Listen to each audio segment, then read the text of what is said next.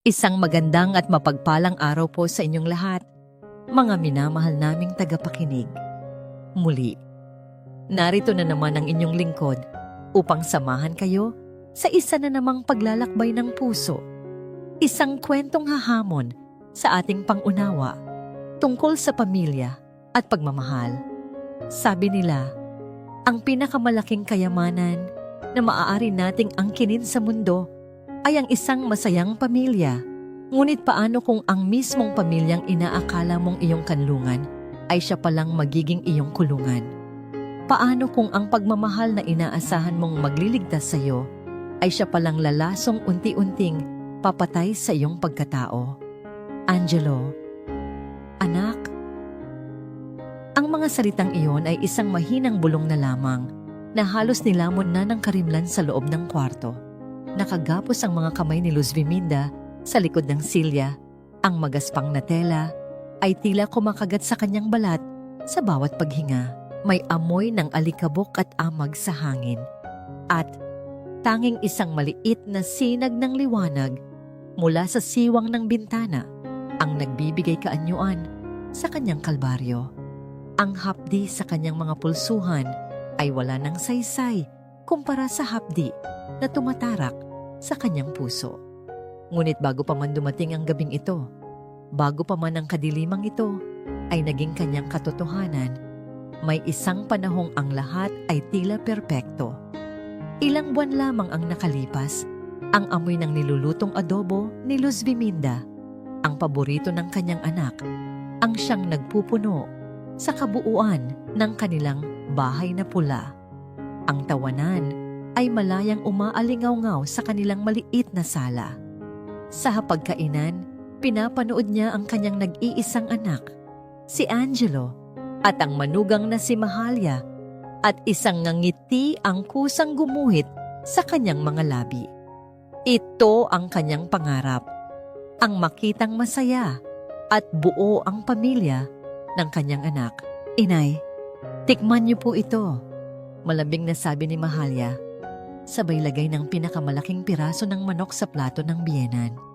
Ang kanyang mga mata ay kumikinang sa kabaitan at ang kanyang nangiti ay kasing tamis ng leche flan na nakahain bilang kanilang panghimagas. Ako po ang nagtimpla niyan. Sana po magustuhan ninyo. Nako, salamat anak, sagot ni Luz Viminda. Ang puso ay nag-uumapaw sa pasasalamat. Alam mo, napakapalad ng anak kong si Angelo sa'yo at napakapalad ko rin. Hinawakan ni Angelo ang kamay ng asawa at pinisili ito. Swerte ko talaga sa asawa ko, Nay. At swerte niyo rin po sa manugang ninyo. Tingnan niyo naman, hindi niya po kayo pinapabayaan. Tumango si Luz Viminda. Sumasang-ayon sa bawat salita. Simula nang dumating si Mahalia sa kanilang buhay, gumaan ang kanyang mga gawain. Palagi itong nasa tabi niya. Tinutulungan siya sa pagluluto, paglilinis, at kahit sa pagmamasahe ng kanyang mga binti kapag sumasakit ito. Perpekto. Si Mahalia ay isang perpektong manugang. Ngunit kung minsan, sa mga sandaling hindi inaasahan, may napapansin si Luz Viminda. Isang kakaibang kislap sa mata ni Mahalia kapag nakatingin ito sa mga alahas niya. Isang biglaang pagbabago sa tono ng boses nito kapag si Angelo ay wala sa paligid. Mga maliliit na bagay na winawaksi lamang ng kanyang isip. Iniisip na marahil ay guni-guni niya lamang iyon, dala ng kanyang pagtanda. Paano niya pagdududahan ang isang anghel? Nang gabing iyon, matapos magligpit ng hapagkainan, pumasok si Angelo sa kanilang silid upang kunin ang kanyang telepono. Naiwan si Luz Viminda at Mahalia sa kusina. Habang tinutulungan siya ni Mahalia na tumayo mula sa upuan, naramdaman ni Luz Viminda ang bahagyang paghigpit ng hawak nito sa kanyang braso. Magpahinga na po kayo, inay. Ako na po ang tatapos dito, sabi ni Mahalia. Ang nangiti ay hindi pa rin nawawala sa kanyang mga labi. Ngunit ang mga mata nito ay tila salamin na hindi mo mapasok, malamig at walang emosyon. Salamat anak, sabi ni Luz Viminda. Bago siya tuluyang umalis, humarap si Mahalia at sa isang napakahinang boses na sila lamang dalawa ang nakakarinig. Ito ay nagsalita. Sana po, inay. Lagi tayong ganito kasaya. Huminto ito sandali. Tila pinapakiramdaman ng bigat ng bawat salita. Hanggang sa huli, isang hindi maipaliwanag na kilabot ang gumapang sa batok ni Luz Viminda. Ang mga salitang iyon, bagamat parang puno ng pagmamahal, ay may kakaibang bigat. Isang pahiwatig na hindi niya maintindihan. Ngunit bago pa siya makasagot, nakabalik na si Angelo at inakay na siya patungo sa kanyang silid. Nang gabing iyon, habang nakahiga sa kanyang kama, hindi mapakali si Luz Viminda. Ang mga salita ni Mahalia ay paulit-ulit na naglalaro sa kanyang isipan. Pinilit niyang iwaksi ito. Marahil ay pagod lang siya. Maya-maya, narinig niya ang mahihinang boses mula sa kabilang silid. Ang kwarto ni na Angelo at Mahalia. Hindi niya maintindihan ang lahat, ngunit sapat na ang lakas para marinig niya ang ilang salita. At pagkatapos, narinig niya ang boses ni Mahalia, malinaw na malinaw, puno ng artipisyal na saya at pangingilid ng luha. Buntis ako, mahal. Magkakaanak na tayo. Narinig ni Luz Viminda ang malakas na sigaw ng tuwa mula kay Angelo. Sinundan ng mga tunog ng halik at yakap. Ito na dapat ang pinakamasayang balita na maririnig niya. Ang katuparan ng kanyang huling mga panalangin, ang magkaroon ng apo. Ngunit habang nakikinig siya sa pagbubunyi sa kabilang kwarto, hindi galak ang kanyang naramdaman, kundi isang matinding kaba. Isang panginginig na nagsimula sa kanyang batok at gumapang sa buo niyang katawan. Sa halip na magdiwang, naramdaman niyang tila isang malamig na kamay ang humaplos sa kanyang puso. Nagbabadya ng isang kinabukasang hindi niya kailanman inasahan. Ang matamis na balita ay tila may kasamang lason at hindi pa niya alam kung bakit. Para kay Angelo, ang balitang magkakaroon na sila ng anak ni Mahalia ay musika sa kanyang pandinig. Sa loob ng maraming araw, para siyang lumulutang sa alapaap. Ang bawat umaga ay sinasalubong niya ng may ngiti at ang bawat gabi ay ipinagpapasalamat niya sa biyayang ipinagkaloob sa kanila. Ang pangarap niyang magkaroon ng sariling pamilya na buuin sa loob ng bahay kung saan siya lumaki ay unti-unti nang nagkakaroon ng katuparan. Ang pagmamahal niya sa kanyang ina, si Inay Luz, ay walang kapantay. Ngunit ang pagmamahal niya para sa magiging anak nila ni Mahalia ay isang bagong damdamin, isang mabangis at maprotektang pag-ibig na handang gawin ang lahat para sa kaligtasan nito. At ang damdaming ito ang siyang naging perpektong susi para buksan ni Mahalia ang pinto patungo sa pinakamatinding kahinaan ni Angelo. Ang lahat ay nagsimula sa maliliit na bagay. Isang hapon, habang naghahanda ng merienda sa kusina, aksidenteng nahulog ni Inay Luz ang kutsilyo mula sa kanyang kamay. Ang matinis na kalansing ng metal sa baldosa ay sinundan ng isang nakakabinanging tili mula kay Mahalia, na nooy nag-aayos ng mga bulaklak sa florera. Inay, mag-iingat po kayo. Sigaw ni Mahalia, ang muka ay nagpapahayag ng labis na pagkatakot. Napahawak pa ito sa kanyang tiyan na para bang may masamang nangyari. Naku, pasensya ka na anak, nahihiyang sabi ni Inay Luz habang pinupulot ang kutsilyo. Nadulas lang sa kamay ko. Si Angelo, nakararating lang mula sa trabaho, ay naabutan ng eksena. Anong nangyayari dito? Mabilis na lumapit si Mahalia kay Angelo. Ang mga mata ay nagbabadyang lumuha. Angelo, si Inay kasi, muntik nang matalsikan ng paa ko ng kutsilyo.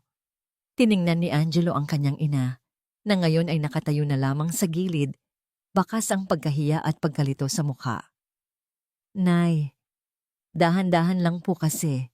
Paano kung natamaan si Mahalia? Aksidente lang, anak. Mahinang sagot ni Inay Luz. Ngunit ang buto ng pag-aalala ay naitanim na. Nang gabing iyon, sa kanilang silid, ginamit ni Mahalia ang insidente upang diligigin ang butong iyon. Umiiyak siyang sumubsob sa dibdib ni Angelo. Natatakot ako, mahal. Anya sa gitna ng mga hikbi. Paano kung hindi lang kutsilyo ang mabitawan niya sa susunod? Paano kung habang nagluluto siya, makalimutan niyang patayin ang kalan? Paano ang baby natin, Angelo? Natatakot akong maiwan dito sa bahay na kasama siya. Niyakap ni Angelo ang asawa. Sinubukang pakalmahin ito. Ngunit ang laso ng mga salita ni Mahalia ay nagsimula nang kumalat sa kanyang sistema. Nagsimula siyang maging mapagmatyag. Ang dating mga simpleng pagkakamali ng kanyang ina, ang paglimot kung saan nailagay ang salamin, ang pag-uulit ng kwento, ay naging mga senyales na ng pagiging makakalimutin at delikado sa kanyang paningin. Ang pagmamahal ay napalitan ng pag-aalala at ang pag-aalala ay unti-unting naging inis. Isang araw, dumalaw ang kanilang kapitbahay na si Aling Diwa. Naabutan nitong mag-isang nakaupo si Inay Luz sa beranda. Malayo ang tingin. Luz, kumusta ka na? Bati ni Aling Diwa. Bakit parang ang lalim ng iniisip mo dyan? May problema ba? Bago pa man makasagot si Inay Luz, biglang lumabas si Mahalia mula sa loob ng bahay. May dalang isang basong tubig. Nako, Aling Diwa, pagpasensyahan niyo na po si Inay. Medyo nagiging makakalimutin na po kasi nitong mga nakaraang araw. Hayaan niyo na po siyang magpahinga. Magalang ang kanyang ngiti, ngunit ang mga mata nito ay tila nagbabantay. Sinisigurong walang ibang masasabi ang kanyang biyenan. Mabilis niyang inakay si Inay Luz, papasok sa bahay. Naiiwan si Aling Diwa na may pagtataka sa mukha. May kakaiba siyang naramdaman, ngunit hindi niya matukoy kung ano. Ang pagmamanipula ay umabot sa sukdulan makalipas ang ilang araw. Umuwi si Angelo isang gabi na pagod mula sa trabaho. Pagbukas niya ng pinto, ang sumalubong sa kanya ay isang nakakakilabot na katahimikan.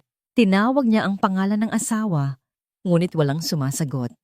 Naglakad siya patungo sa hagdanan at doon natigilan siya sa kanyang nakita. Isang malakas na kalabog ang narinig niya mula sa itaas, sinundan ng isang mahinang daing ng sakit. Dali-dali siyang umakyat. Sa paanan ng hagdan, nakita niya si Mahalia nakahandusay sa sahig, mahigpit na nakahawak sa kanyang tiyan. Ang mukha nito ay namimilipit sa sakit. At sa tuktok ng hagdan, nakatayo ang kanyang ina, si Inay Luz. Hawak ang isang maliit na basahan. Ang mukha ay puno ng pagkatakot at hindi makapaniwala. Mahalia! Sigaw ni Angelo at mabilis na dinaluhan ng asawa. Anong nangyari? Nadulas. Nadulas ako. Mahal. Humihikbing sagot ni Mahalia, sabay turo sa basahan na hawak ni Inay Luz. Naiwan ni Inay sa hagdan. Hindi na nagtanong pa si Angelo. Ang nakita niya ay sapat na. Ang takot na mawala ang kanyang magiging anak ay bumulag sa kanyang isipan. Tumingala siya sa kanyang ina. Ang mga mata ay nag-aapoy sa galit at pagkadismaya. Nay, ano ang ginawa niyo? Sigaw niya. Ang bawat salita ay tila isang sampal. Gusto niyo bang mapahamak ang asawa ko? Gusto niyo bang mamatay ang magiging apo niyo? Nabitawan ni Inay Luz ang basahan. Ang mga salita ng kanyang anak ay tumusok sa kanyang puso na parang punyal. Gusto niyang magpaliwanag na hindi niya sinasadya, na hindi niya alam kung paano napunta doon ang basahan, ngunit walang salitang lumabas sa kanyang bibig. Habang buhat ni Angelo si Mahalia na patuloy sa pag-iyak, isang malamig at mapagwaging ngiti ang sumilay sa mga labi ng manugang. Isang ngiting hindi nakita ni Angelo, ngunit siyang nagpatunay sa lahat ng takot ni Inay Luz. Ito na yon, ang unang halik ng demonyo, at ang kanyang sariling anak ang siyang naging alagad nito. Ang insidente sa hagdanan ang naging huling patak na nagpaapaw sa baso ng takot ni Angelo. Dinala nila si Mahalia sa doktor at sa kabutihang palad, sinabing ligtas ang bata. Ngunit may kasamang babala ang doktor. Iwasan ang anumang stress. Ang unang 3 buwan ng pagbubuntis ang pinakaselan. Ang mga salitang yon ay tumatak sa isip ni Angelo na parang isang bakal na ipinako. Stress, panganib, ang kanyang ina. Para sa kanya, iisa na lamang ang kahulugan ng mga salitang yon. Ilang araw siyang hindi mapakali. Sa gabi, binabangungot siya. Sa umaga, ang bawat kilos ng kanyang ina ay kanyang binabantayan. Ang dating tahanang puno ng init ay nabalot na ng isang malamig na tensyon. Si Mahalia, sa kabilang banda, ay naging anino na lamang sa bahay. Palaging mukhang pagod at takot. Isang perpektong pagganap na lalong nagpapatibay sa bigat ng konsensya ni Angelo. Alam niyang kailangan niyang gumawa ng desisyon. Isang desisyon na dudurog sa puso niya. Ngunit sa kanyang isip, ito ang tanging paraan para protektahan ang pamilyang kanyang binubuo. Isang hapon, habang nag-iisa si Inay Luz sa kanyang silid at nagtutupi ng mga damit, pumasok si Angelo. Ang kanyang mukha ay seryoso. Ang kanyang mga mata ay hindi makatingin ng diretso sa ina. Naramdaman agad ni Luz Biminda ang bigat sa hangin. "Anak, may problema ba?" Tanong niya. Ang boses ay puno ng pag-aalala. Huminga ng malalim si Angelo. Lumuhod siya sa harap ng ina at hinawakan ang mga kamay nito. Ang mga kamay na nag-alaga sa kanya mula pagkabata, ngayon ay tila marupok na sa kanyang pagkakahawak. "Nay." Nagsimula siya. Ang boses ay nanginginig. "Mahal na mahal ko po kayo. Alam niyo po yan." Tumango si Luz Biminda. Ang puso ay nagsimulang kumabog ng mabilis.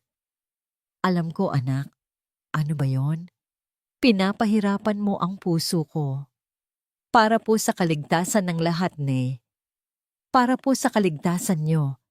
At para sa kaligtasan ng magiging apo niyo. Napag-isipan po namin ni Mahalia." Hindi niya matuloy. Ang mga salita ay tila mga bubog na sumusugat sa kanyang lalamunan. Tumingin si Luz Biminda sa mga mata ng kanyang anak. At doon, nakita niya ang isang estranghero. Ang kanyang Angelo, ang kanyang mabait at mapagmahal na anak, ay nawawala na. "Angelo, anong ibig mong sabihin?" "Simula po ngayon, inay," sabi ni Angelo. "Sa wakas, ay nagkaroon ng lakas ng loob. Dito na lang po muna kayo sa kwarto nyo para po maiwasan ang anumang aksidente. Hahatiran na lang po namin kayo ng pagkain at lahat ng kailangan nyo dito." Pak! Para siyang sinampal. Ang bawat salita ay isang dagok na halos magpabagsak sa kanya. "Ano? Iikukulong mo ako? Sa sarili kong kwarto? Sa sarili kong pamamahay?" Hindi siya makapaniwala. "Nay, hindi po sa ganon. Para po ito sa kapakanan nyo." "Hindi!" Sigaw ni Inay Luz. Ang mga luha ay nagsimula nang mamuo sa kanyang mga mata. Hinigpitan niya ang hawak sa kamay ng anak. "Angelo, nakikiusap ako sa'yo. Matino pa ako. Hindi ko sasaktan ang apo ko. Hindi ko sasaktan ang asawa mo. Maniwala ka sa akin, anak." Ang kanyang boses ay puno ng desperasyon. Ito na ang huling pagkakataon niyang ipaglaban ang kanyang sarili, ang kanyang dignidad. Sa gitna ng kanilang pag-uusap, lumitaw si Mahalia sa may pintuan. Tahimik lamang siyang nakatayo roon. Ang kanyang mukha ay larawan ng malumanay na pag-aalala. Lumapit siya sa likuran ni Angelo at marahang ipinatong ang kanyang kamay sa balikat nito. Hindi siya nagsalita. Hindi na niya kailangan. Ang kanyang presensya at ang kanyang paghawak ay sapat na. Isang paalala, isang utos. Ang paghawak na yon ang siyang nagpabago sa lahat. Naramdaman ni Angelo ang responsibilidad niya sa kanyang balikat. Ang pag-iyak ng kanyang ina ay naging ingay na lamang. Ang pagmamakaawa nito ay naging isang panganib. Tumigas ang kanyang ekspresyon. Bumitaw siya sa pagkakahawak ng kanyang ina at dahan-dahang tumayo. "Patawarin niyo po ako." "Nay," sabi niya, ang boses ay malamig at pinal. "Pero buo na po ang desisyon ko. Para po ito sa pamilya natin." Tumalikod siya at nagsimulang maglakad palabas ng silid. Sumunod si Mahalia, ngunit bago sila tuluyang lumabas, lumingon ito kay Inay Luz. Walang nangiti, wala nang salita, tanging isang tingin ng tagumpay. "Angelo, huwag, anak, huwag mong gawin to sa akin," sigaw ni Luz Viminda. Sinubukan niyang tumakbo para sundan sila, ngunit huli na ang lahat. Isinara na ni Angelo ang pinto. At pagkatapos, narinig niya ang tunog na wawasak sa kanyang mundo. Ang tunog ng susi na pumapasok sa seradura. Ang dahan-dahang pagpihit nito. Click! Ang tunog ay hindi malakas, ngunit para kay Inay Luz, ito ay kasing lakas ng isang kulog na bumasag sa kanyang puso. Napaluhod siya sa sahig. Ang mga kamay ay nanginginig. Sinubukan niyang pihitin ang doorknob, ngunit wala na. Nakakandado na. Sinimulan niyang kalampagin ang pinto. "Angelo, buksan mo to. Anak, maawa ka sa nanay mo. Angelo." Sa labas ng pinto, nakasandal si Angelo. Ang noo ay nakadikit sa malamig na kahoy. Ang bawat kalampag, ang bawat sigaw ng kanyang ina ay parang mga karayom na tumutusok sa kanyang kaluluwa. Ang mga luha ay malayang dumadaloy sa kanyang mga pisngi. Nararamdaman niya ang sakit, ngunit nilalabanan niya ito. Naramdaman niya ang mga braso ni Mahalia na yumakap sa kanya mula sa likuran. Isinandal nito ang ulo sa kanyang likod. "Ginawa mo ang tama, mahal ko." Bulong nito. Ang boses ay malambing, ngunit puno ng lason. "Para ito sa pamilya natin." At sa loob ng silid, huminto na sa pagkalampag si Inay Luz. Nakasubsob na lamang siya sa pinto. Ang katawan ay nanginginig sa bawat higbi. Ang okwa sa pinto ay naging okwa na rin sa kanyang puso. Ikinandado siya sa isang kalbaryong hindi niya inaasahan, sa kamay ng sarili niyang anak. Ang unang araw ay parang isang walang katapusang gabi. Para kay Luz Viminda, ang 4 na sulok ng kanyang silid ay naging isang malamig na kulungan. Ang bintanang dati ay nagbibigay sa kanya ng tanawin ng hardin ay isa na ngayong paalala ng kalayaang ipinagkait sa kanya. Ang mga tunog mula sa labas, ang tawanan ng mga bata, ang tahol ng aso, ang pag-uusap ng mga kapitbahay ay tila nagmumula sa ibang mundo. Isang mundong hindi na niya bahagi. Sa unang pagkakataon, ang tunog ng pagpihit ng susi sa seradura ang gumising sa kanya. Bumukas ang pinto at pumasok si Mahalia. Hindi na ang anghel na manugang na kilala niya. Wala na ang matamis ng ngiti. Ang kanyang mukha ay blangko, malamig na parang yelo. May dala siyang isang plato ng kanin at isang piraso ng tuyong isda. Hindi niya ito iniabot. Sa halip, marahan niyang inilapag ito sa sahig, malapit sa paanan ng kama. "Kainin niyo yan," utos niya. Ang boses ay walang anumang emosyon. Tiningnan ni Luz Viminda ang pagkain sa sahig, pagkatapos ay sa kanyang manugang. Ang kanyang puso ay nag-aapoy sa galit at kahihiyan. "Hayop ka! Bakit mo ako ginaganito? Anong kasalanan ko sa'yo?" Isang bahagyang ngisi ang sumilay sa labi ni Mahalia. "Ang kasalanan niyo, inay, buhay pa kayo. At sagabal kayo sa mga pangarap namin ng anak niyo." Tumalikod na ito at muling nilock ang pinto. Iniiwan si Luz Viminda sa katahimikan na mas nakakabingi pa kaysa sa anumang sigaw. Hindi niya ginalaw ang pagkain. Nagmatigas siya. Hindi siya aso para kumain sa sahig. Ngunit habang lumilipas ang oras, Ang galit ay napalitan ng kumakalam na sikmura. Ang kanyang katawan, na mahina na dahil sa katandaan, ay nagsimulang manghina. Sa huli, sa ilalim ng dilim, gumapang siya at nanginginig na sinubo ang malamig na kanin gamit ang kanyang mga kamay. Bawat butil ay may kasamang luha ng pagkadurog. Nasaan ka, Angelo? Alam mo ba ito, anak? Hindi. Hindi papayag ang anak ko na ganituhin ako. Hindi niya alam. Tiyak na hindi niya alam. Iyon ang tanging panalangin na pinanghahawakan niya. Ang pag-asang ang Angelo na pinalaki niya ay hindi pa tuluyang nawawala.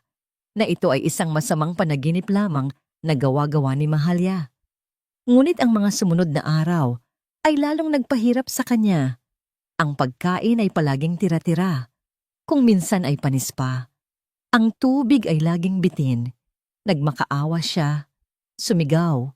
Kinalampag ang pinto. Hanggang sa magsugat ang kanyang mga kamao.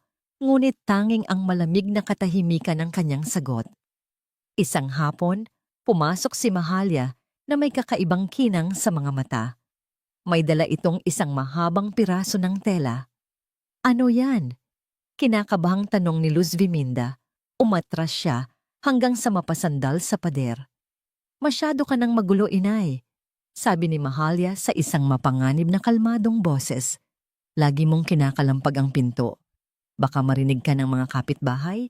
Baka saktan mo pa ang sarili mo. Huwag kang lalapit sa akin. Ngunit wala siyang nagawa. Mas malakas si Mahalya.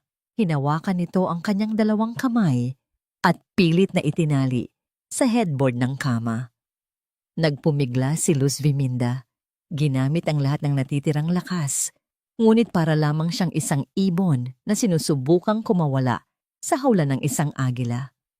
Para hindi ka na malikot, sabi ni Mahalya habang hinihigpitan ng buhol. Para sa kapakanan mo rin ito. Ang pang-aasar sa kanyang boses ay hindi maitatago. Nang iwan siyang mag-isa, nakatali at walang magawa, doon unang gumapang ang tunay na takot sa kanyang puso. Ito na ang simula ng kanyang impyerno. Hindi na ito simpleng pagkakakulong. Isa na itong pagpapahirap. At habang nakatitig siya sa kisame sa mga aninong nililikha ng papalubog na araw, iisang tanong ang paulit-ulit sa kanyang isipan. Bakit, Angelo? Bakit? Nakatulugan niya ang pagod at sakit. Nagising na lamang siya sa isang mahinang katok sa kanyang pinto. Hindi ito ang malakas na pagbukas ni Mahalya. Iba ito. Mahina at may pag-aalinlangan. At pagkatapos ay narinig niya ang isang boses na nagpagguho sa lahat ng pader na kanyang itinayo sa paligid ng kanyang puso. Lola? Iyon ay ang kanyang apo, si Sinag. Lola, nandyan po ba kayo? Tanong muli ng maliit na boses. Lola, bakit ayaw ka na pong palabasin ni Mommy? Ang inosenteng tanong ay tumagos sa kanyang dibdib na parang isang kumikinang na patalim. Gusto niyang sumagot. Gusto niyang sumigaw na tulungan siya. Gusto niyang sabihin na ang nanay nito ay isang demonyo. Ngunit walang boses na lumabas. Tanging ang mga luhang nagsimulang bumuhos mula sa kanyang mga mata, dumadaloy sa kanyang mga pisngi, bumabasa sa unan. Paano niya sasabihin sa isang anghel na nakakulong siya sa impyerno? Nakatali. Walang magawa. At sa labas ng pinto, naghihintay ang kanyang nag-iisang pag-asa na hindi man lang niya kayang sagutin. Para kay Angelo, ang katahimikan ng gabi ang kanyang pinakamatinding kalaban. Kapag tulog na si Mahalya at ang maliit na si Sinag, ang bahay na pula ay nagiging isang entablado para sa kanyang mga demonyo. Ang bawat sulok ay may aninong nagpapaalala sa kanya ng kanyang kasalanan. Gabi-gabi, nauupo siya sa dilim ng kanilang sala. May hawak na isang baso ng alak. Sa kanyang harapan, ang nakasaradong pinto ng silid ng kanyang ina. Ang pinto ay tila isang lapida, isang palatandaan ng isang bagay na kanyang pinatay. Ang tiwala, ang pagmamahal, ang dignidad, ng babaeng nagbigay buhay sa kanya. Kung minsan, kapag ang hangin ay tama ang ihip, tila naririnig niya ang mahihinang hikbi mula sa loob. O baka naman guni-guni lang niya yon, isang parusa mula sa kanyang sariling konsensya. Iniinom niya ang alak, umaasang papatay nito ang mga bulong sa kanyang isipan. Ngunit lalo lamang nitong pinapalakas ang mga ito. Para ito sa pamilya ko, paulit-ulit niyang sinasabi sa sarili. Para sa kaligtasan ni Mahalia at ng aming anak. Pansamantala lang ito. Ngunit kahit gaano pa karaming beses niyang ulitin, ang mga salita ay walang bigat. Mga kasinungalingang hindi kayang pagtakpan ang katotohanan ng kanyang karuwagan. Isang gabi, habang abala siya sa kanyang pag-iisip, naramdaman niya ang marahang haplos sa kanyang balikat. Si Mahalia, nakasuot ng manipis na bestida, ay nakatayo sa kanyang likuran. "Hindi ka na naman makatulog, mahal?" Malambing nitong tanong. Kinuha nito ang baso mula sa kanyang kamay at inilapag sa mesa. "Huwag mo nang masyadong isipin si inay. Ligtas siya sa loob. Mas ligtas tayo dito sa labas." Umupo ito sa kanyang kandungan. Ang mga braso ay ipinulupot sa kanyang leeg. Ang amoy ng mamahaling pabango nito ay tila isang gayuma na nagpapamanhid sa kanyang nag-aalab na konsensya. "Alam kong nahihirapan ka," bulong nito sa kanyang tainga. "Pero isipin mo ang kinabukasan natin, ang kinabukasan ng baby natin. Malapit na siyang dumating, Angelo. Kakailanganin niya ng maayos na tirahan, isang lugar na ligtas. Itong bahay, luma na, marami nang dapat ayusin." "Anong ibig mong sabihin?" tanong ni Angelo, bagamat sa kaibuturan ng kanyang puso, alam na niya kung saan ito patungo. "Ibebenta natin," diretsahang sabi ni Mahalia, ngunit ang kanyang boses ay nananatiling malambing. "Ibebenta natin itong bahay at lupa. Malaki ang halaga nito. Makakabili tayo ng bago at modernong bahay sa isang subdivision. Isang bahay na para talaga sa atin, para sa pamilya natin." Ang salitang pamilya ay muling tumusok sa kanyang dibdib, ngunit ang pamilyang tinutukoy ni Mahalia ay iba sa pamilyang kinalakihan niya. Sa pamilyang yon, walang lugar para sa kanyang ina. Pero paano si inay? Ito ang bahay niya. Dito siya lumaki. "Hindi na niya kailangan ng ganito kalaking bahay, mahal," sagot ni Mahalia. Hinahaplos ang kanyang pisngi. "Kapag naibenta na natin ito, makakahanap tayo ng isang maliit na apartment para sa kanya, o di kaya'y isang home for the aged kung saan mas maalagaan siya. Mas magiging komportable siya doon." Ang bawat salita ni Mahalia ay tila makatwiran, balot sa lohika ng pag-aalala. Ngunit para kay Angelo, ang mga salitang iyon ay tunog ng pagtataksil. Nang gabing iyon, sa wakas, ay dinalaw siya ng antok. Ngunit ang pagtulog ay hindi naging kanlungan, kundi isang mas malalim na bersyon ng kanyang impyerno. Sa kanyang panaginip, nasa loob siya ng isang madilim na selda. Sa kabilang rehas, nakita niya ang kanyang ina, payat na payat. Ang mga mata ay lubog sa lungkot. Inilahad nito ang kanyang mga kamay. "Anak, tulungan mo ako." Pakiusap nito. Ang boses ay mahinang-mahina. "Bakit mo ako pinabayaan?" Sinubukan niyang abutin ang mga kamay nito, ngunit sa bawat pagsubok niya, lalong lumalayo ang rehas. "Nay, patawarin niyo ako." Sigaw niya, ngunit walang boses na lumalabas. Nagising si Angelo na humihingal. Ang dibdib ay kumakabog ng mabilis at ang buong katawan ay basang-basa ng pawis. Tumingin siya sa kanyang tabi. Mahimbing na natutulog si Mahalia, isang anghel, sa kanyang pagkakahiga. Ngunit ang panaginip ay masyadong totoo, masyadong masakit. Hindi na niya kaya. Dahan-dahan siyang bumangon. Sa isang iglap, ang takot at pag-aalinlangan ay napalitan ng isang desperadong pangangailangan na itama ang kanyang pagkakamali. Kinapa niya sa kanyang bulsa ang susi ng silid ng ina. Ang susi na palagi niyang dala-dala. Isang palatandaan na kahit papaano, may kontrol pa siya. Naglakad siya palabas ng kanilang silid. Bawat hakbang ay mabigat. Huminto siya sa tapat ng pinto. Ang katahimikan sa loob ay mas nakakatakot kaysa sa anumang sigaw. Itinaas niya ang nanginginig na kamay at ipinasok ang susi sa seradura. Ang malamig na metal ay nagdulot ng kuryente sa kanyang mga daliri. Isang pihit na lang, at matatapos na ito. Ngunit bago pa man niya ito maikot, isang boses ang bumasag sa katahimikan. Angelo. Napahinto siya. Nanigas na parang isang estatwa. Dahan-dahan siyang lumingon, nakatayo sa dulo ng pasilyo si Mahalia. Ang mga braso ay nakahalukip-kip. Hindi ito galit. Ang kanyang mukha ay puno ng pagkadismaya. Anong ginagawa mo? Tanong nito. Ang boses ay malamig. Akala ko ba nagkakaintindihan na tayo? Iyan ba ang mas mahalaga sa'yo kaysa sa kaligtasan ng anak mo? Bumagsak ang mga balikat ni Angelo. Ang kaunting tapang na kanyang naipon ay biglang naglaho na parang bula. Para siyang isang batang nahuli sa akto ng pagsuway.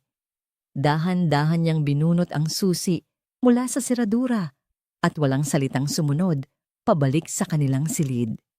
Nang makapasok sila, hindi siya pinagalitan ni Mahalia.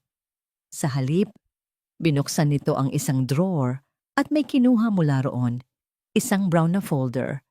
Inilapag niya ito sa kama. Dahil hindi ka makapagdesisyon para sa pamilya natin, ako na ang gumawa ng paraan, sabi niya. Binuksan niya ang folder at inilabas ang isang dokumento at isang ballpen. Isang deed of absolute sale. Pirmahan mo na mahahal. Utos niya. Ang boses ay hindi na nagtatanong, kundi nag-uutos. Ito ang preba ng pagmamahal mo sa anak natin. Tinitigan ni Angelo ang papel kung saan nakasulat ang pangalan ng kanyang ina at ang espasyo sa ilalim para sa kanyang pirma. Ang pirma na tuluyang mag-aalis ng lahat sa babaeng nagbigay sa kanya ng lahat. Ang mga araw ay naging linggo. Para kay Luz Viminda, ang oras ay nawalan na ng kahulugan. Ang tanging palatandaan na lamang ng paglipas nito ay ang pagpapalit ng liwanag at dilim sa maliit na siwang ng kanyang bintana at ang regular na pagdating ni Mahalia na tila isang demonyong bantay sa kanyang personal na impyerno. Ang kanyang katawan ay nanghina. Ang kanyang isip ay nagsimulang sumuko sa kawalan ng pag-asa. Ang imahe ng kanyang anak na si Angelo ay unti-unti nang lumalabo. Napapalitan ng mukha ng isang estrangherong nagkandado sa kanya at sa kanyang mga alaala. Isang umaga, pumasok si Mahalia na mas madilim pa kaysa karaniwan ng anyo. Ang amoy ng piniritong isda mula sa labas ay lalong nagpatindi sa gutom na gumuguhit sa sikmura ni Luz Viminda. Ngunit hindi pagkain ang dala ng kanyang manugang kundi galit. Anong kalat ito? Sigaw ni Mahalia. Itinuturo ang bahagyang basa sa kumot ni Luz Viminda. Dahil sa kanyang panghihina, hindi na niya napigilang makaihi ng bahagya sa kanyang pagkakatulog. Ang kahihiyan ay tila isang mainit na sampal sa pisngi ni Luz Viminda. Mas masakit pa kaysa sa gutom. Baboy, pabigat ka talaga sa buhay namin. Patuloy na sigaw ni Mahalia. Marahas nitong hinila ang maruming kumot mula sa kama. Sa kanyang pagmamadali at galit, hindi niya napansin ang paggalaw sa bulsa ng kanyang suot na coat. Masyado siyang abala sa pagdura ng mga masasakit na salita. Hindi ka na lang mamatay para matapos na tong paghihirap namin. Habang marahas siyang yumuko para damputin ang kumot mula sa sahig, isang maliit na kahon ang dumulas mula sa kanyang bulsa. Gumawa ito ng isang mahinang kaluskos sa sahig na semento at gumulong sa ilalim ng kama sa labas ng paningin ni Mahalia. Hindi ito napansin ng manugang. Itinapon nito ang maruming kumot sa isang sulok. Mamaya, Lilinisan ko yan kapag hindi na ako nandidiri sa'yo. Sabi nito bago muling lumabas at ikandado ang pinto. Iniiwan si Luz Viminda sa gitna ng kahihiyan at pang-aapi. Ngunit sa pagkakataong ito, may nag-iba. Sa gitna ng kanyang paghihirap, may isang bagay na pumukaw sa kanyang pansin. Ang tunog ng gumulong na kahon. Nasaan na ang galit ni Mahalya? Ano ang mas mahalaga kaysa sa kanyang paghihirap? Nang matiyak niyang wala na ang manugang, nagsimula siyang kumilos. Ang sakit sa kanyang mga pulsuhan, ang panghihina ng kanyang katawan, lahat ay pansamantala niyang isinantabi. May isang puwersang nag-uudyok sa kanya, isang kuryosidad na mas malakas kaysa sa kanyang pagod. Ginamit niya ang kanyang mga ngipin para luwagan ang buhol sa isang kamay. Ang magaspang na tela ay sumugat sa kanyang balat, ngunit hindi niya ito ininda. Pagkatapos ng ilang minutong tila walang katapusan, sa wakas, napakawalan niya ang isang kamay. Nanginginig. Halos gumapang siya sa sahig at sinilip ang ilalim ng kama. Doon, sa gitna ng alikabok at dilim, ay ang isang pamilyar na kahon. Ginamit niya ang kanyang malayang kamay upang abutin ito. Hinila niya ito palabas. At doon, sa marungis na sahig ng kanyang kulungan, nakita niya ito. Isang kahon ng sanitary napkins, bukas na. At nang kanyang buksan, nakita niya ang laman. Ilan pang bago at isa na gamit na. Sa unang segundo, tila tumigil ang pag-ikot ng mundo. Hindi niya maintindihan. Bakit? At pagkatapos, na parang isang kidlat na tumama sa kanyang isipan, ang lahat ay biglang nagkaroon ng kahulugan. Ang pagkahulog sa hagdan, ang pagiging selan ng pagbubuntis, ang takot ni Angelo para sa kanyang anak, ang lahat ng dahilan sa kanyang pagkakakulong, ang lahat ng kanyang pagdurusa, lahat ay isang kasinungalingan. Hindi buntis si Mahalya. Kailanman ay hindi ito nagdalang tao. Ang pagkaunawang yon ay hindi nagdulot ng luha. Hindi ito nagdulot ng awa sa sarili. Ito ay nagdulot ng isang bagay na mas dalisay, mas primal. Isang galit na sumabog mula sa kaibuturan ng kanyang kaluluwa. Ang galit na ito ay tila isang apoy na biglang bumuhay sa kanyang nanlalamig ng katawan. Ang gutom, ang sakit, ang panghihina, lahat ay naglaho, napalitan ng isang nag-aalab na enerhiya.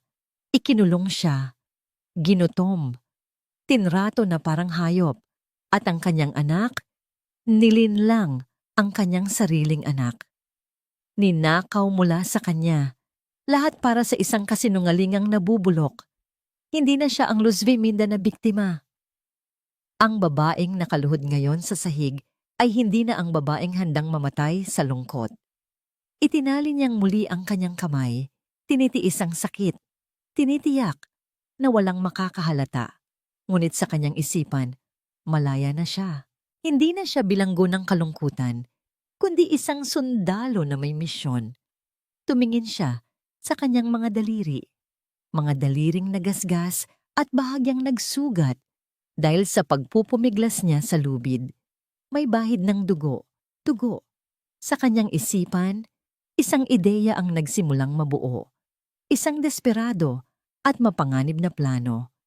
Kung ang kasinungalingan ang nagkulong sa kanya, ang katotohanan, kahit pa isulat niya ito gamit ang sarili niyang dugo, ang siyang magpapalaya sa kanya. Ang galit ay isang gamot. Sa mga nagdaang linggo, ang lason ng kawalan ng pag-asa, ang unti-unting pumapatay sa espiritu ni Luz Viminda. Ngunit ang katotohanang kanyang natuklasan ay naging isang mabisa, bagamat mapait na lunas. Binigyan siya nito ng layunin, hindi na siya iiyak sa dilim. Gagawa siya ng paraan. Ang kanyang kulungan ay siya ring naging kanyang talyer. Ang kanyang kahinaan ang naging kanyang sandata. Naghintay siya ng gabi, ang oras kung kailan ang buong barangay Pag-asa ay nahihimbing at ang tanging gising sa bahay na pula ay ang mga halimaw at ang kanilang biktima. Nang gabing iyon, sa ilalim ng sinag ng buwan na sumisilip sa siwang ng bintana, sinimulan niya ang kanyang plano. Maingat niyang pinakawalan ang isang kamay, isang gawain na nagiging mas madali na sa bawat pagsubok. Mula sa laylayan ng kanyang lumang duster, may dinukot siyang isang bagay na matagal na niyang itinatago. Isang maliit at kinakalawang na alfiler na ginagamit niya dati sa kanyang buhok. Ito ang magiging kanyang panulat. Ang kanyang papel ay isang piraso ng tela na pinitas niya mula sa panloob na bahagi ng kanyang damit. Isang puting retaso kasing linis ng kanyang konsensya, naghihintay na mabahiran ng katotohanan. Ang pinakamahirap na bahagi ay ang tinta. Huminga siya ng malalim. Itinaas niya ang kanyang nanginginig na kaliwang kamay. Sa dulo ng kanyang hintuturo, itinutok niya ang matalim na dulo ng alfiler. Pumikit siya ng mariin at mabilis itong itinusok. Isang matalim na kirot ang kanyang naramdaman. Sinundan ng mainit na pakiramdam. Isang maliit at pulang butil ng dugo ang dahan-dahang lumabas sa kanyang balat. Ito ang kanyang tinta, ang kanyang buhay, ang kanyang sakripisyo para sa katotohanan.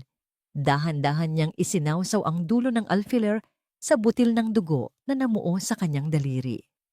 Ang bawat guhit sa puting tela ay maingat at may diin. Ang unang salita, tulong. Bawat letra ay isang pakikibaka. Ang dugo ay mabilis na namumuo sa tela at sa kanyang daliri. Kailangan niyang muling tusukin ang sarili, minsan sa parehong daliri, minsan sa katabi nito, para lamang makabuo ng isang salita. Ang kirot ay totoo, ngunit ito ay nagiging manhid na kumpara sa sakit ng pagtataksil na kanyang nararamdaman. Tulong. Ako si Luz Viminda. Ang mga salita ay nanginginig, hindi perpekto, ngunit malinaw. Ito ang kanyang testamento, ang kanyang huling pag-asa. Bigla, isang kaluskos mula sa labas ng pinto ang nagpatigil sa kanya. Nanigas siya. Ang kanyang puso ay halos tumalon mula sa kanyang dibdib. Mabilis niyang itinago ang tela at ang alfiler sa ilalim ng manipis na unan. Ipinikit niya ang kanyang mga mata at pinakalma ang kanyang paghinga. Nagkukunwaring mahimbing na natutulog. Dahan-dahang bumukas ang pinto. Ramdam niya ang presensya ni Mahalya sa loob ng silid. Ramdam niya ang mga matang nakatitig sa kanya sa dilim. 1 minuto, 2 minuto. Ang bawat segundo ay tila 1 oras. Pagkatapos, narinig niya ang muling pagsara ng pinto at ang tunog ng seradura. Naghintay pa siya ng ilang sandali bago muling dumilat. Nakahinga siya ng maluwag. Hindi siya nahuli. Ang insidenteng iyon ay nagturo sa kanya na maging mas maingat. Ang kanyang gawain ay naging isang ritual na isinasagawa sa pinakamalalim na oras ng gabi. Gabi-gabi, sa tuwing ang bahay ay bumabalot na sa katahimikan, iyon ang nagiging oras ng kanyang paglaban. Gabi-gabi, dinudugtungan niya ang kanyang liham, salita sa bawat salita, gamit ang sarili niyang buhay bilang tinta. Pinapahirapan ako ni Mahalya, ikunulong niya ako dito. At pagkatapos, ang pinakamahalagang bahagi ng katotohanan, hindi siya buntis, kasinungalingan lahat. Ang bawat letra ng salitang kasinungalingan ay isinulat niya ng may diin na parabang ang galit niya ay kayang sunugin ang tela. Matapos ang ilang gabi ng pagtitiis at sakripisyo, natapos din ang liham. Isang maikling mensahe, ngunit naglalaman ng bigat ng kanyang buong pagdurusa. Tulong. Ako si Luz Viminda. Nakakulong ako sa aking kwarto. Pinapahirapan ako ni Mahalya. Hindi siya buntis, kasinungalingan lahat. Para sa anak kong si Angelo, patawarin mo ako. Pakiusap, iligtas niyo ako. Tinitigan niya ang kanyang gawa. Ang mga salitang isinulat sa dugo ay tila may sariling tibok. Isang desperadong sigaw sa gitna ng katahimikan. Sa unang pagkakataon, sa loob ng mahabang panahon, Isang maliit na hibla ng pag-asa ang sumibol sa kanyang puso. Ngunit ang pag-asang iyon ay agad na sinundan ng isang mas malaking problema. Ngayong tapos na ang liham, isang mas mabigat na tanong ang bumabagabag sa kanya. Paano niya ito mailalabas? Ang pinto ay laging nakakandado. Ang bintana, bagamat may maliit na siwang, ay may rehas na bakal. Paano makakalabas ang isang pirasong tela mula sa isang selyadong libingan? Napasandal siya sa pader. Ang katawan ay nanghihina na hindi lang dahil sa gutom, kundi dahil na rin sa dugong nawala sa kanya. Tumingin siya sa paligid. Ang kanyang kulungan, ang kanyang magiging ataul. Napapikit siya at isang luha ng frustrasyon ang tumulo mula sa kanyang mga mata. At sa gitna ng kanyang pag-iisip, isang pamilyar na tunog ang kanyang narinig mula sa labas ng bintana. Ang mahinang tunog ng isang maliit na bulangguma na tumatalbog sa lupa, sinundan ng boses ng isang bata na kumakanta ng sintonado. Si Sinag. Dahan-dahan, ginamit niya ang lahat ng kanyang natitirang lakas para gumapang patungo sa bintana. Sumilip siya sa maliit na siwang. Doon, sa ilalim ng puno ng mangga, nag-iisa siyang naglalaro. Ang kanyang apo, ang kanyang inosenteng apo. Isang bagong plano, mas mapanganib at mas desperado kaysa sa nauna, ang biglang nabuo sa kanyang isipan. Sa labas ng mga pader ng bahay na pula, ang buhay sa Barangay Pag-asa ay nagpapatuloy sa kanyang normal na takbo. Ngunit para kay Aling Diwa, ang kapitbahay na may matalas na pakiramdam, may isang bagay na hindi tama. Isang bagay na unti-unting gumugulo sa kanyang isipan. Linggo na ang nakalipas simula nang huli niyang makita si Luz Viminda. Dati, halos araw-araw ay nasisilayan niya ito sa beranda, nagdidilig ng halaman o simpleng nagpapahangin. Ngayon, ang beranda ay laging walang tao.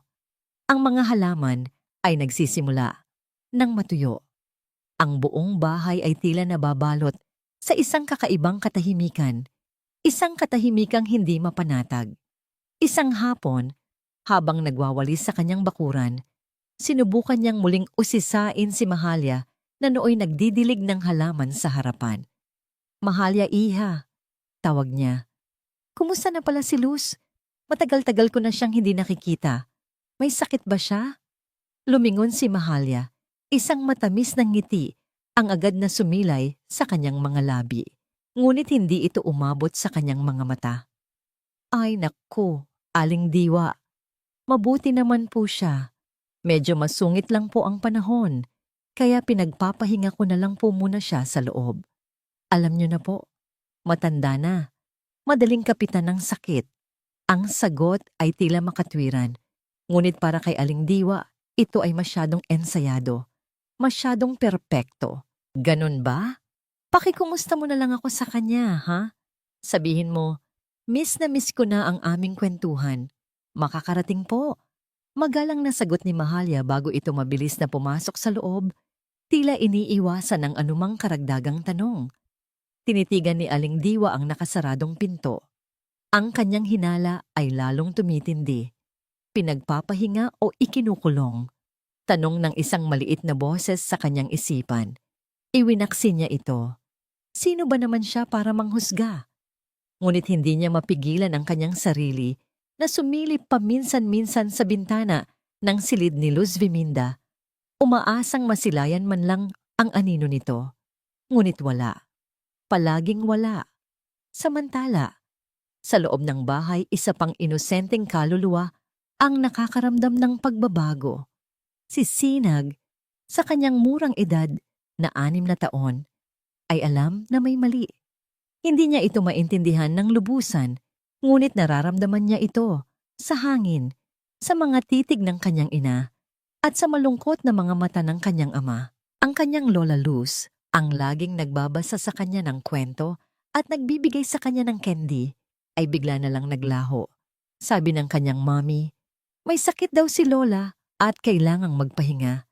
Ngunit bakit nakalak ang pinto? Bakit hindi niya ito pwedeng dalawin? Isang araw, habang naglalaro sa sala, gumuhit siya ng isang larawan. Isang pamilya.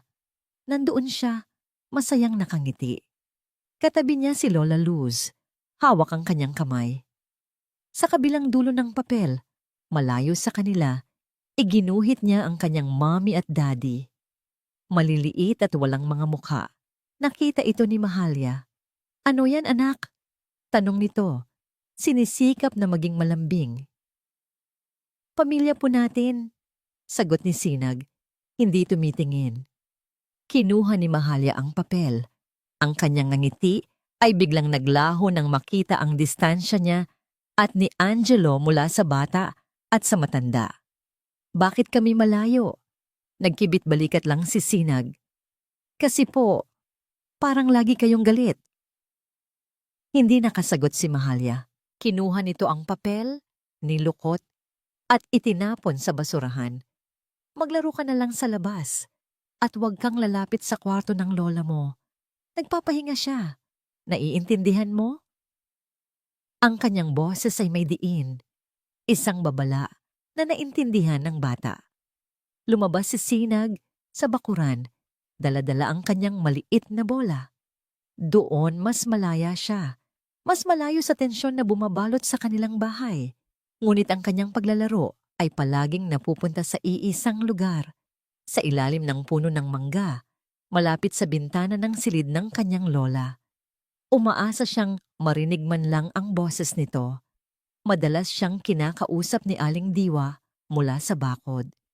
Binibigyan siya nito ng candy, tinatanong tungkol sa kanyang pag-aaral, at palaging tinatanong, "Kumusta na ang lola mo?" At palagi, iisa lang ang sagot ni Sinag. Iiling siya. Ang mga mata ay malungkot. "Hindi ko po alam." Ayaw po siyang ipakita ni Mami. Ang mga salitang iyon ang lalong nagpatibay sa hinala ni Aling Diwa. Isang hapon, habang si Sinag ay abala sa paghahabol sa isang tutubi, isang bagay ang nahulog mula sa siwang ng bintana ng kanyang lola. Isang maliit at bilog na bagay, nakabalot sa puting tela. Gumawa ito ng isang halos hindi marinig na kaluskos nang bumagsak ito sa isang halaman sa ibaba. Hindi ito napansin ni Sinag.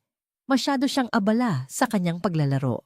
Sa loob ng silid, si Luz Viminda, na ginamit ang lahat ng kanyang lakas para maihagis ang liham, ay napasubsob sa sahig. Ang kanyang puso ay kumakabog sa pagitan ng pag-asa at takot. Pakiusap, Diyos ko, pakiusap, makita niya sana. Ang liham, ang testamento ng kanyang paghihirap na isinulat sa dugo ay nakatago ngayon sa mga dahon ng halaman. Ilang talampakan lamang ang layo mula sa kanyang tanging pag-asa. Hinihintay. Naghihintay kung ito ba ay matutuklasan o tuluyang malilimutan. Kasama ng babaeng nagsulat nito. Ang pag-asa ay isang mapanganib na damdamin sa loob ng isang kulungan. Sa loob ng ilang oras matapos maihagis ang liham, si Luz Viminda ay nabuhay sa damdaming iyon. Ang bawat tunog mula sa labas, ang pag-aspas ng mga dahon, ang huni ng ibon, ay tila isang senyales. Pinakinggan niya ang bawat hakbang, bawat boses nagdarasal na isa roon ay maging hudyat ng kanyang kaligtasan. Ngunit ang mga oras ay lumipas at ang hapon ay naging gabi. Ang tanging dumating ay ang katahimikan. Kinabukasan, ang katahimikang yon ay binasag ng pagbukas ng pinto. Ngunit hindi pulis o saklolo ang pumasok, kundi si Mahalia, at sa pagkakataong ito, ang kanyang mukha ay hindi na blanko. Ito ay maskara ng purong galit. Hindi nagsalita si Mahalia. Naglakad ito diretso patungo sa bintana. Ang kanyang mga mata ay tila mga laser na sinusuri ang bawat sulok. Huminto ito at yumuko. At doon, sa pasimano ng bintana sa labas, nakita niya ang isang maliit na patak ng dugo.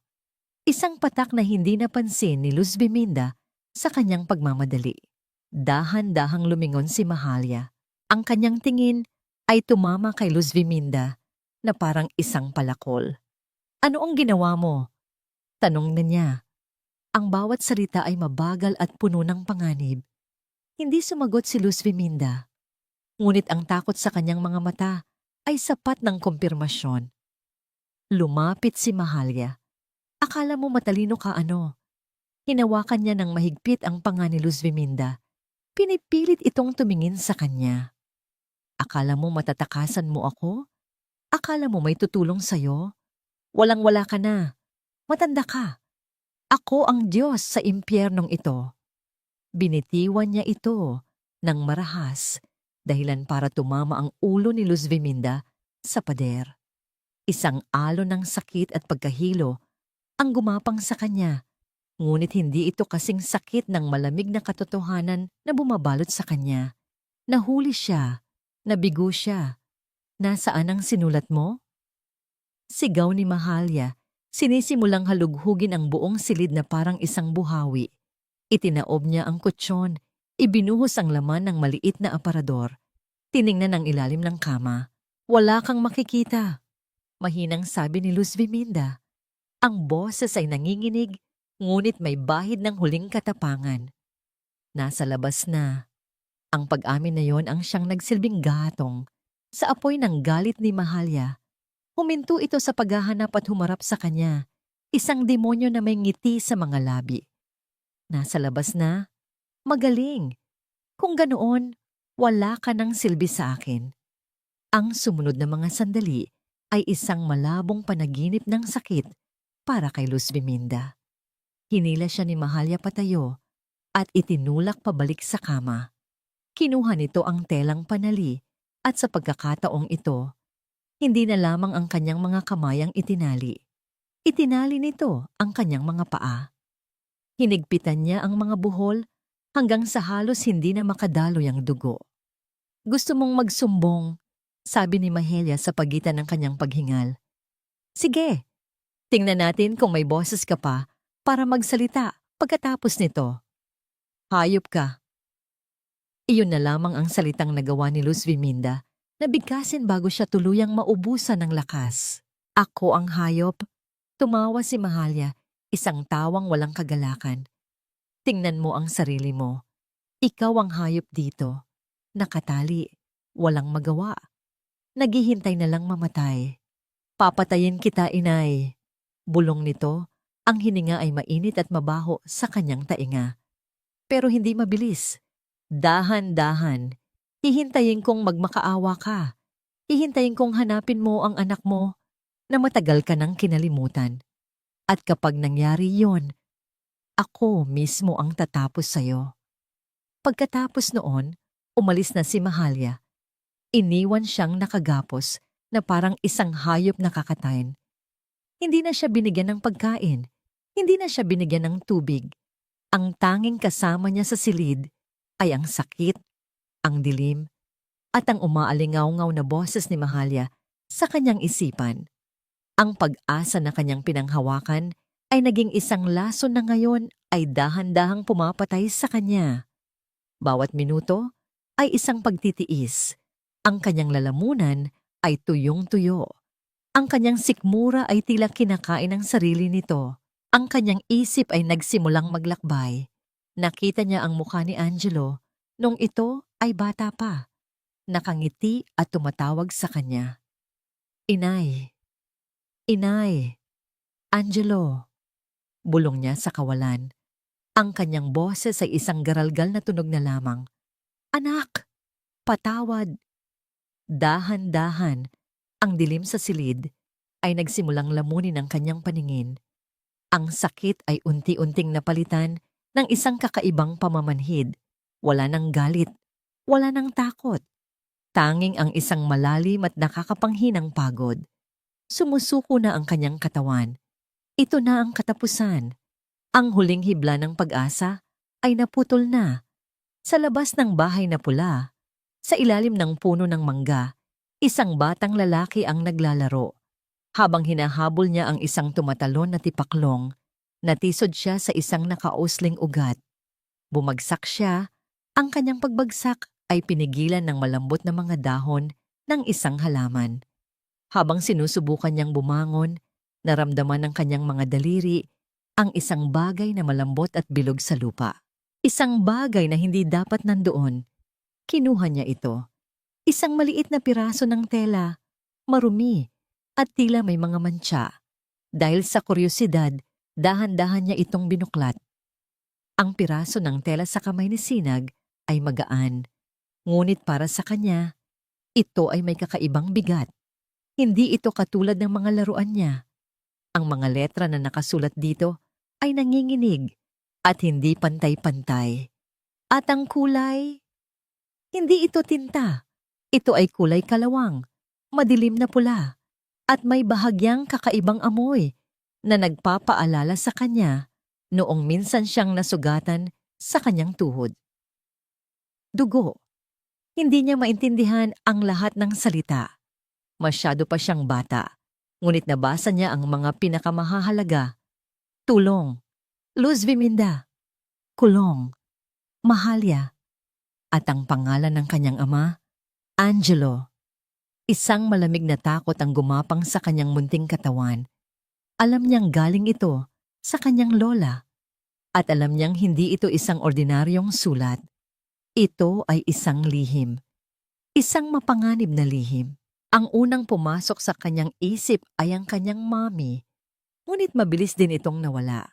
Naalala niya ang mga mata nito, ang galit nito, tuwing napapag-usapan ang lola niya. Hindi niya ito pwedeng ibigay sa kanyang mami. Paano ang kanyang daddy? Mahal siya ng daddy niya, ngunit ang kanyang daddy ay laging pagod, laging malungkot, at palagi itong sumusunod sa anumang sabihin ng mami niya. Baka kunin lang din nito ang sulat at ibigay kay mami. Nag-iisa siya. May hawak na isang sikretong mas malaki pa sa kanya. Nanginginig. Maingat niyang itinupi ang tela at isinilid sa kanyang bulsa. Tumayo siya at tumakbo. Hindi pa balik sa loob ng kanilang bahay. Hindi pa balik sa impyerno. Tumakbo siya palayo. Ang kanyang maliliit na binti ay dinala siya sa tapat ng isang pamilyar na tarangkahan, ang bahay ni Aling Diwa. Si Aling Diwa, na laging may matamis na ngiti at laging may candy sa kanyang bulsa. Si Aling Diwa, na laging nangungumusta sa kanyang lola. Sa lahat ng tao sa Barangay Pag-asa, siya lang ang naisip ni Sinag na mapagkakatiwalaan niya. Nanginginig siyang kumatok sa pinto. Bumukas ito at sumilip ang mukha ni Aling Diwa. Nagulat na makita ang bata sa kanyang pintuan, humihingal at may takot sa mga mata. Sinag anak, anong nangyari? Bakit ka tumatakbo? Nag-aalalang tanong nito. Walang salitang lumabas sa bibig ni Sinag. Sa halip, dinukot niya mula sa kanyang bulsa ang lukot na piraso ng tela at nanginginig na iniabot ito kay Aling Diwa. Ano ito? Nagtatakang tanong ng matanda. Kinuha niya ang tela at binuklat ito. Sa una, ang kanyang mukha ay puno ng pagkalito. Ngunit habang binabasa niya ang mga salitang isinulat sa dugo, ang pagkalito ay dahan-dahang napalitan ng isang bagay na mas madilim. Ang kanyang mga mata ay nanlaki. Ang kanyang bibig ay bahagyang bumuka sa pagkabigla. Ang kulay sa kanyang muka ay biglang nawala. Tulong. Ako si Luz Viminda. Nakakulong ako sa aking kwarto. Pinapahirapan ako ni Mahalia. Hindi siya buntis. Kasinungalingan lahat. Paulit-ulit niyang binasa ang mga salita. Hindi makapaniwala sa kanyang nakikita. Ang lahat ng kanyang maliliit na hinala, ang lahat ng kanyang mga agam-agam, ay biglang nagkaroon ng isang nakapangigilabot na anyo. Ang piraso ng tela sa kanyang kamay ay hindi na isang simpleng sulat. Ito ay isang sigaw mula sa libingan. Napatingin siya kay Sinag na nakatingala sa kanya. Ang mga mata ay puno ng pag-asa at takot. Saan? Saan mo ito nakuha, Sinag? Tanong ni Aling Diwa. Ang boses ay nanginginig. Sa ilalim po ng bintana ni Lola, mahinang sagot ng bata. Isang malamig na katotohanan ang tumama kay Aling Diwa. Si Luz Viminda ay hindi lang nagpapahinga. Siya ay isang bilanggo at siya ay nasa panganib. Walang oras para mag-isip. Walang oras para magduda. Kailangan niyang kumilos. Mabilis niyang hinila si Sinag papasok ng kanyang bahay at isinara ang pinto. Dito ka lang anak. Huwag kang aalis. Huwag kang matakot. Gagawan natin ito ng paraan. Nanginginig ang kanyang mga kamay habang kinukuha ang kanyang lumang telepono. Sino ang tatawagan niya? Ang barangay? Baka masyadong matagalan. Kailangan niya ng tulong ngayon na. Ang kanyang mga daliri ay tila may sariling isip at bago pa niya namalayan, na-dial na niya ang 3 numerong magpapabago sa lahat. 117 Police Emergency Hotline. Anong maitutulong ko? Sagot ng isang boses sa kabilang linya. Huminga ng malalim si Aling Diwa. Pinipilit na pakalmahin ang kanyang nanginginig na boses. Tulong. Kailangan po namin ng tulong. Simula niya. Ang pangalan ko po ay Diwa Santos, taga-barangay Pag-asa. Ang kapitbahay ko po. Sa tingin ko po ay may kinukulong at pinapahirapan sa loob ng bahay na pula. Ibinigay niya ang lahat ng detalye. Ang kanyang boses ay nagiging mas matatag sa bawat salita. Sinabi niya ang tungkol sa liham. Sinabi niya ang tungkol sa dugong ginamit na panulat. Sa loob ng bahay na pula, si Mahalia ay nasa kusina. Masayang naghahanda ng kanyang tanghalian. Walang kamalay-malay sa bombang sasabog anumang oras. Si Angelo ay nasa trabaho. Abala sa pagtatangkang takasan ang kanyang konsensya. At sa itaas, sa isang madilim na silid, si Luz Viminda ay nakahiga. Ang kanyang paghinga ay halos hindi na maramdaman. Nasa bingit ng kamatayan. Pagkatapos, sa kalayuan, isang tunog. Ang nagsimulang umalingaw-ngaw. Mahina sa simula, ngunit unti-unting lumalakas. Isang tunog na pamilyar sa lahat. Isang tunog na nagdadala ng takot para sa mga may kasalanan at pag-asa para sa mga inaapi. Ang tunog ng sirena ng pulis at ito ay papalapit. Papalapit ng papalapit sa tahimik na kalsada ng barangay Pag-asa. Si Angelo ay kararating lang mula sa trabaho. Ang bigat ng buong mundo ay pasan-pasan sa kanyang mga balikat nang marinig niya ang sirena. Sa una, hindi niya ito pinansin. Ngunit habang papalakas ito ng papalakas, humihinto sa tapat mismo ng kanilang bahay. Isang malamig na kaba ang biglang gumapang sa kanyang dibdib. Sumilip siya sa bintana, kasabay ni Mahalia, na ang muka ay nagpapakita ng inis at hindi pag-aalala. 2 police mobile ang nakaparada sa kanilang tapat. Ang mga kumukutitap na ilaw nito ay nagbibigay ng isang nakakakilabot na pula at asul na kulay sa kanilang bahay na pula. Ano ang problema ng mga yan? Inis na sabi ni Mahalia. Bago pa man makasagot si Angelo, isang malakas at mariing katok ang yumanig sa kanilang pinto. Tok! Tok! Tok! Nagkatinginan sila. Ang inis sa mukha ni Mahalia Babaya ay napalitan ng pag-aalala. Ang kaba sa dibdib ni Angelo ay naging purong takot. Buksan niyo ang pinto! Pulisi ito! Sigaw ng isang boses mula sa labas. Si Mahalia, na mabilis na nakabawi, ay inayos ang kanyang sarili. Ang kanyang mukha ay muling naging larawan ng isang inosenteng may bahay. Ako ang haharap, sabi niya kay Angelo. Huwag kang magsasalita. Binuksan niya ang pinto. Sapat lang para makita kung sino ang nasa labas. 2 unipormadong pulis ang nakatayo roon. Ang kanilang mga muka ay seryoso. Magandang hapon po. Ano po ang maitutulong namin sa inyo, sir? Tanong ni Mahalia. Ang boses ay malambing at magalang. Mrs., maaari po ba kaming pumasok? Sabi ng mas matandang pulis. May report po kaming natanggap tungkol sa isang matandang babae na di umano'y iligal na kinukulong sa pamamahay na ito. Ang nangiti ni Mahalia ay hindi nagbago, ngunit ang kanyang mga mata ay bahagyang nanliit. Ano pong pinagsasasabi niyo? Walang pong nakakulong dito. Ang biyanan ko pong si Luz Viminda ay nasa itaas. Nagpapahinga. May sakit po siya at medyo malilimutin na. Kaya nilulak po namin ang pinto para sa sarili niyang kaligtasan. Ang kanyang paliwanag ay mabilis at tila kapani-paniwala. Ngunit hindi natinag ang mga pulis. Ang isa sa kanila ay naglabas ng isang bagay na nakabalot sa isang plastik na ebidensya. Itinaas niya ito para makita nilang dalawa. Isang lukot na piraso ng tela na may mga mantsa ng dugo. Pamilyar po ba kayo rito, Mrs.? Tanong ng pulis. Sa isang iglap, gumuho ang lahat ng depensa ni Mahalia. Nakita niya ang mga salita. Nakita niya ang dugo. Napatingin siya kay Angelo na ngayon ay namumutla na parang isang patay. Napatingin din si Angelo sa tela. At sa sandaling iyon, ang lahat ng kasinungalingan ni Mahalia, ang lahat ng kanyang pagbubulag-bulagan ay naglaho. Ang nakita niya ay hindi isang ebidensya. Nakita niya ang sakit, ang sakripisyo, ang desperadong sigaw ng kanyang ina na isinulat gamit ang sarili nitong dugo. Para siyang binuhusan ng kumukulong tubig. Hindi totoo yan, sigaw ni Mahalia. Ang kanyang pagkukunwari ay tuluyan ng gumuho.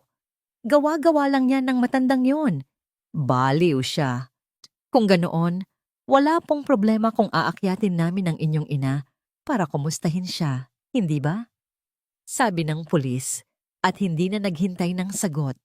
Itinulak nila ang pinto at pumasok sa loob. Sumunod si Angelo na parang isang zombie. Ang kanyang mga binti ay nanginginig. Pinanood niya ang mga pulis na mabilis na umakyat sa hagdan at huminto sa tapat ng pinto ng kanyang ina. Buksan niyo ang pinto, utos ng pulis. Wala sa amin ang susi. Nagsisinungaling si Mahalia. Hindi na nagsalita pa ang pulis. Sa isang malakas na sipa, sinira nila ang seradura. Ang tunog ng nababasag na kahoy ay umalingaw-ngaw sa buong kabahayan. Isang tunog ng paglaya at paghuhusga. Ang amoy. Iyon ang unang tumama kay Angelo. Ang nakakasulasok na amoy ng ihi at pawis at nabubulok na pag-asa. At pagkatapos, nakita niya ito. Ang kanyang ina. Ang kanyang inay Luz. Nakahiga sa maruming kama, ang katawan ay halos butot balat na lamang. Nakatali ang mga kamay at paa. Ang mga pisngi ay humpak, ang balat ay kulay abo, at ang mga mata ay nakapikit. Sa isang sandali, inakala ni Angelo na patay na ito. Isang sigaw na hindi niya alam na kaya niyang gawin ang kumawala mula sa kanyang lalamunan. Isang sigaw ng sakit, pagsisisi at purong katatakutan. Napaluhod siya sa sahig, humahagulgol na parang isang batang nawawala. Mabilis na pumasok ang mga mediko na kasama ng mga pulis. Maingat nilang kinalagan ang mga tali at inilagay si Luz Viminda sa isang stretcher. Habang dinadala siya palabas, bahagyang dumilat ang mga mata ng matanda. Sa huling pagkakataon, nagtama ang kanilang mga paningin. Walang galit sa mga mata ni Luz Viminda. Wala ring pagpapatawad. Tanging isang malalim na kalungkutan bago ito muling pumikit. Demonyo ka! Kasalanan mo to! Sigaw ni Mahalia, itinuturo si Angelo. Ngunit huli na ang lahat. Mahalia, Angelo, sumama kayo sa amin sa presinto, sabi ng pulis habang inilalabas ang mga posas. Si Mahalia ay nagpumiglas, sumisigaw at nagmumura. Isang halimaw na nahubaran ng kanyang balat kayo. Si Angelo naman ay hindi kumibo. Tahimik siyang tumayo at inilahad ang kanyang mga kamay. Habang ikinakabit ang malamig na bakal sa kanyang mga pulsuhan, napatingin siya sa kanyang mga kamay. Ang mga kamay na nagkandado sa kanyang ina. Ang mga kamay na pumirma sa pagtataksil. At sa sandaling iyon, naramdaman niya ang bigat ng habambuhay na pagsisisi. Habang inilalabas sila ng bahay, sa harap ng mga nag-uusyosong kapitbahay, iisang tanong ang umuulit sa isipan ni Angelo. Buhay pa ba siya? Diyos ko, buhay pa ba ang nanay ko? Sa ospital, ilang oras ang makalipas, si Aling Diwa ay hindi mapakali sa kanyang paghihintay. Lumabas ang isang doktor mula sa emergency room. Ang mukha ay pagod at seryoso. Kayo po ba ang kasama ng pasyente? Opo, ako po. Kumusta na po si Luz Viminda, Doc? Huminga ng malalim ang doktor. Isang buntong hininga na puno ng pag-aalinlangan. Nasa critical na kondisyon po siya. Malubha ang dehydration at malnutrition. Ginagawa po namin ang lahat ng aming makakaya. Pero Kanyam, tumingin ito ng diretso sa mga mata ni Aling Diwa. Hindi namin masisiguro kung makakaligtas siya sa gabing ito. Lumipas ang gabi. At isa pang gabi. At isa pa. Para kay Luz Viminda, ang mga unang araw sa ospital ay isang panaginip na binubuo ng puting ilaw, mahihinang bulong at ang pakiramdam ng mga karayom sa kanyang balat. Ngunit sa bawat pagsikat ng araw, ang panaginip ay unti-unting naglalaho at ang katotohanan ay dahan-dahang bumabalik. Nagising siya hindi sa isang madilim na kulungan, kundi sa isang malinis na silid, napapalibutan ng amoy ng gamot at pag-asa. Nakaligtas siya. Ang kanyang katawan, bagamat bugbog at mahina, ay piniling lumaban. Ang kanyang espiritu, bagamat halos madurog, ay piniling mabuhay.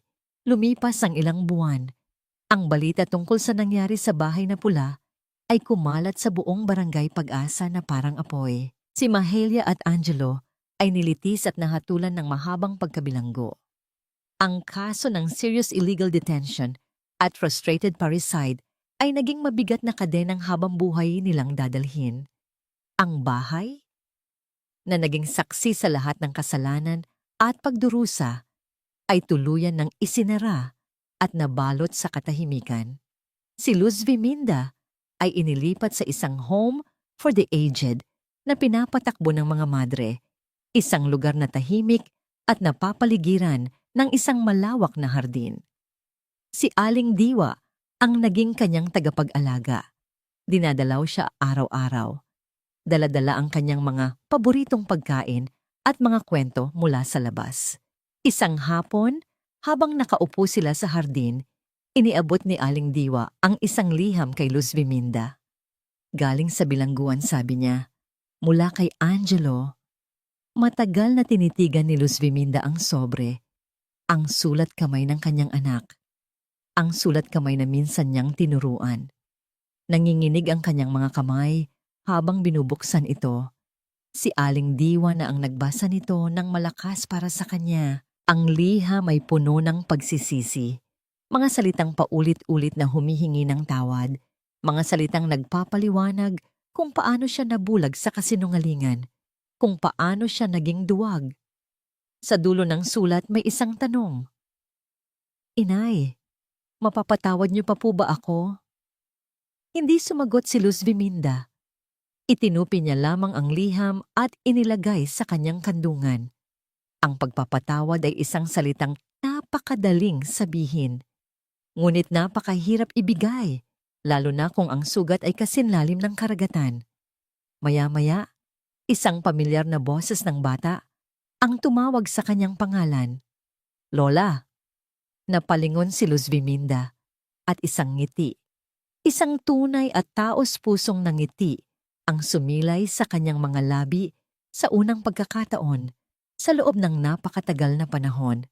Patakbong lumapit si Sinag na ngayon ay nasa pangangalaga na ni Aling Diwa at mahigpit siyang niyakap.